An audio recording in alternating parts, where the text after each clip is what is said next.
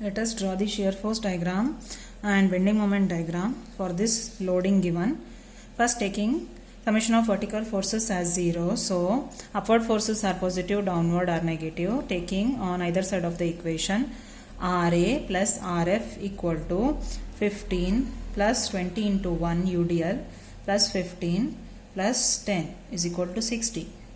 To find either RA or RF, we have to take moment about point A or F. Let me take about point A. Okay, so this RF into 5 equal to 15 into 1 plus 20 into 1 into 2.5. UDL, total load, is always taken as the intensity into span over which it is spread. So 20 into 1, and it will act at half of its span. So it will act at 0.5 meters, and from point A it will be 1 plus 1 2 and 0.5 2.5, then plus 15 into 1 2 3 4, 15 into 4 plus this 10 kilonewton into 6, we get RF equal to 37 kilonewton. Then RA equal to 60 minus 37, 23 kilonewton. Now calculating the shear force values. Okay, first RA is 23 kilonewton upwards positive.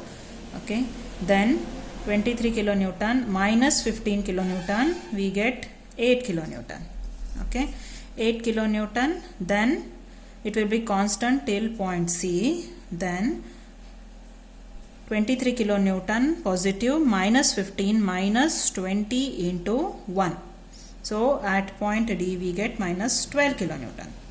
Then at point, it will be constant till E. Then at point E, the shear force will be plus 23 minus 15 minus 20 into 1 minus 15. So we get minus 27 kilonewton.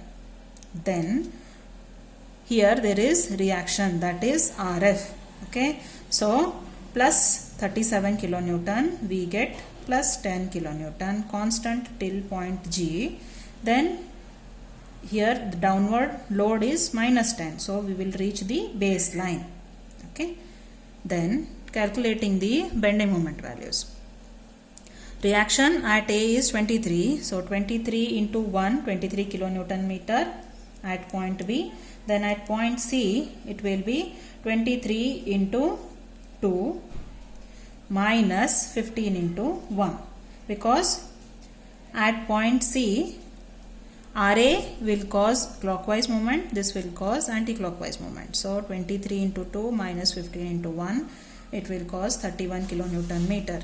Then at point D, here the bending moment value will be 23 into 3 minus 15 into 2 and minus 20 into 1 into 0.5, because it acts at half of the span.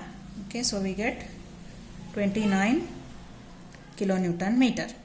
Okay, so bending moment at B is 23 kilonewton meter, here it is 31 kilonewton meter, and at point D 29 kilonewton meter. Then at point E it is 23 into 4 minus 15 into 3 minus 20 into 1 into 1.5, so minus 17 kilonewton meter. Then at point F, 23 into clockwise 5 minus 15 into 4 minus 20 into 1 into 2.5.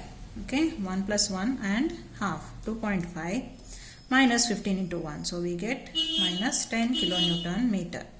Then it will be 0 here in this overhang portion at the free end, bending moment. Okay, then here we can see in the shear force diagram, the shear force is 0 at this point, at certain point in this portion CD. Okay, now we have to find at what distance the shear force is 0 from point C. Let at X from point C the shear force be 0.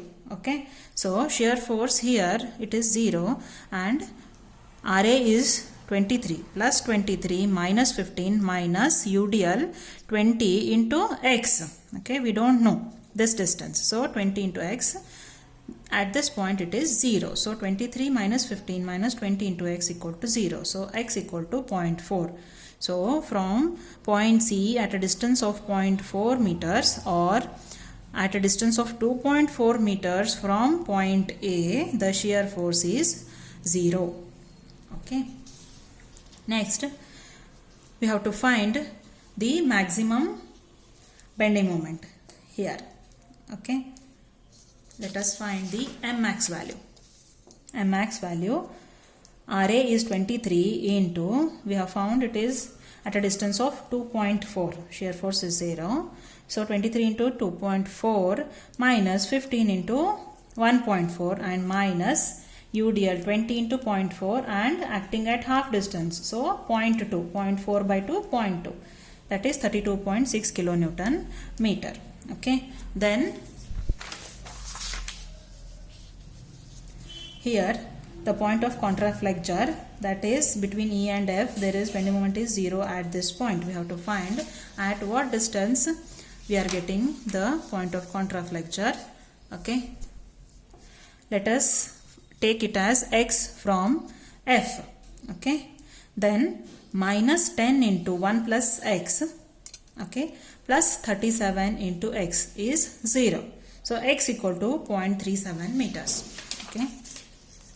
When we are taking from this end, this load minus 10 into this, let this be x distance. So 1 plus x, minus 10 into 1 plus x, and RF is 37. So 37 into x. So we are getting x equal to 0.37 meters. Okay. We are considering from the right hand side. So this is how we draw the shear force diagram and bending moment diagram. And always while drawing the bending moment diagram, under the UDL, the variation is parabolic. Okay. Why? Here we are getting x square term because we are multiplying this UDL into its distance once and then again twice. Okay. That is 20 into 1 into 0.5. Then we are getting a parabola under this UDL.